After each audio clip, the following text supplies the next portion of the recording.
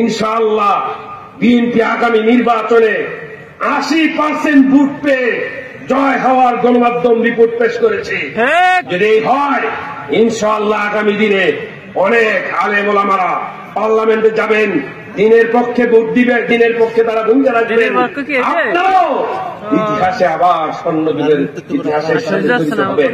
আপনারা 86-তে 88-তে 2001-এ মুফতি আক্কাস সাহেবের পক্ষে রায় দিয়ে সারা দেশের একজন বিজ্ঞ আলেমকে পার্লামেন্টে পাঠানোর যে কৃতিত্ব অর্জন করেছেন, তার যোগ্য সন্তান হিসেবে তার সন্তানকে যদি আবার পার্লামেন্টে পাঠান, আবার সোনালী ইতিহাসের সেই স্বাক্ষর হয়ে আপনারা থাকবেন।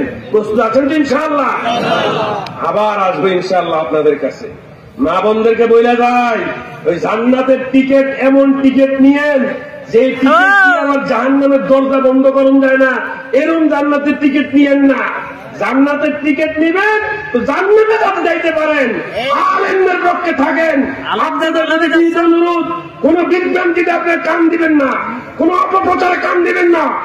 ইনশাআল্লাহ আল্লাহ তাআলার ফয়সালা থাকলে আগামী ফেব্রুয়ারিতে 26 ফেব্রুয়ারিতে যে নির্বাচন হবে, আমাদের দৃঢ় আশাবাদ, আল্লাহর জাতের প্রতি পূর্ণ তাওয়াক্কুল, আল্লাহর জাতের প্রতি ইয়াকিন, আপনারা আপনাদের মূল্যবান রায় দিয়ে রশিদ বিন আক্কাসকে পার্লামেন্টে পাঠাবেন ইনশাআল্লাহ।